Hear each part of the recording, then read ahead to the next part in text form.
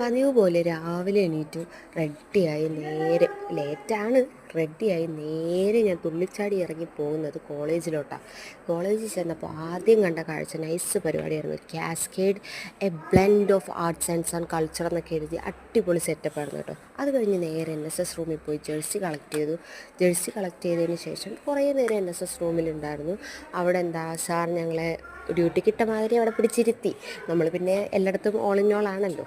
വരുന്ന കുട്ടികൾക്ക് jersey list നോക്കി കൊടുക്കാനും അങ്ങനെയൊക്കെ ഡ്യൂട്ടി ലിസ്റ്റ് കാര്യങ്ങളും നോക്കി കൊടുക്കാനൊക്കെ പറഞ്ഞു.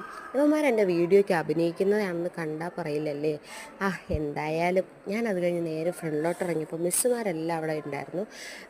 കാരണം പുറത്തുനിന്ന് ഒത്തിരി ആൾക്കാർ വരുന്നുണ്ടായി. ഇൻ്റർവ്യൂസും കാര്യങ്ങളൊക്കെ കോളേജിൽ നടക്കുന്നുണ്ടായി. 30+ കമ്പനീസാണ് ജോബ് ഫെയറിൻ്റെ ഭാഗമായിട്ട് നമ്മുടെ കോളേജിൽ എത്തിയിട്ടുണ്ടായിരുന്നത്. അപ്പോൾ അതിൻ്റെ രജിസ്ട്രേഷനും കാര്യങ്ങളുമാണ് അവിടെ നടക്കുന്നത്. അപ്പോൾ അതിനു വേണ്ടിയാണ് കുട്ടികൾ ഡെസ്കൊക്കെ ഇട്ട് വോളണ്ടിയറിങ്ങിനും വേണ്ടിയാണ് അവിടെ അത്രയും പേര് അവിടെ നിൽക്കുന്നത്. അത് കഴിഞ്ഞ് ഞങ്ങൾക്ക് കുറേ ബോർഡുകൾ തന്നു. വാട്ടർ, ബാത്റൂം, വാഷ്റൂം, പിന്നെ അതുപോലെ ടോയ്ലറ്റ് എന്നൊക്കെ പറഞ്ഞ് കുറേ ബോർഡുകൾ. അതൊക്കെ അവിടെയൊക്കെ കൊണ്ട് വെക്കാൻ പറഞ്ഞു. അതൊക്കെ കൊണ്ട് വെച്ചു. അത് കഴിഞ്ഞ് നേരെ ഞാൻ സ്റ്റേജിലേക്ക് വന്നു. ഓഡിറ്റോറിയത്തിലേക്ക് വന്നപ്പോഴത്തേക്ക് അവിടെ ഒത്തിരി സ്റ്റോൾ ഉണ്ടായിരുന്നു. ഫുഡ് റിലേറ്റ് ചെയ്തിട്ടുള്ള സ്റ്റോളുകൾ, പിന്നെ ഡ്രിങ്ക്സ്, പിന്നെ ജ്യൂസ്, ഐസ്ക്രീം, അങ്ങനെ ഒത്തിരി സ്റ്റോളുകൾ, പിന്നെ ഫാൻസി അങ്ങനെയൊക്കെയുള്ള സ്റ്റോളുകൾ. പിന്നെ അത് മാത്രമല്ല കേട്ടോ, സ്റ്റുഡൻസിന് വേണ്ടി പഠിക്കുന്ന കാര്യങ്ങൾക്ക് വേണ്ടിയുള്ള സ്റ്റോളുകളും കാര്യങ്ങളൊക്കെ ഉണ്ടായിരുന്നു. അതൊക്കെ കഴിഞ്ഞ് ഇനോഗ്രേഷൻ ഫംഗ്ഷനായിരുന്നു. ഇനോഗ്രേഷൻ ഫംഗ്ഷൻ നല്ല ഗ്രാൻഡ് പരിപാടിയായിട്ട് ഇനോഗ്രേറ്റ് ചെയ്തിട്ടുണ്ട്. പിന്നെ പുള്ളിക്കാരൻ്റെ കുറേ സ്പീച്ചും കാര്യങ്ങളൊക്കെയാണല്ലോ. അതിപ്പോൾ എല്ലാവരും ഇങ്ങനെ കേട്ടിരിക്കാത്തവർ കാണും. പക്ഷേ നൈസ് പരിപാടിയായിരുന്നു കേട്ടോ. നല്ല ഭയങ്കര വലിയ ഓഡിറ്റോറിയമൊക്കെ ആയതുകൊണ്ട് നല്ല കേട്ടിരിക്കാനും കണ്ടിരിക്കാനും ഇതൊക്കെയാണ് എൻ്റെ ആശാംസ് എന്നെ എല്ലാ കാര്യത്തിലും ഭയങ്കര സപ്പോർട്ടാണ് കേട്ടോ.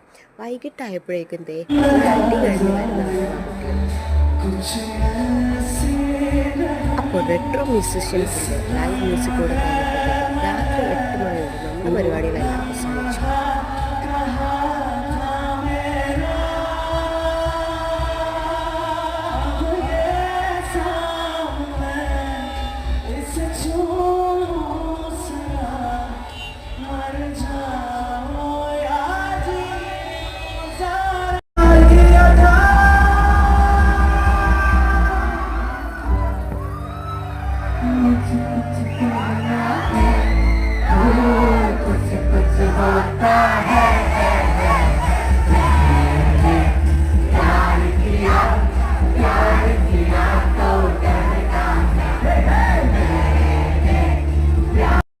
കുട്ടികളുടെ അടിയും ബഹളവും കാരണം വൈകിട്ട് 8 മണിക്ക് തീരേണ്ട പരിപാടി 7 മണിക്ക് സ്റ്റോപ്പ് ചെയ്യിച്ചു. അപ്പോൾ അത്രയേ ഉള്ളൂ. Tata bye bye, see U.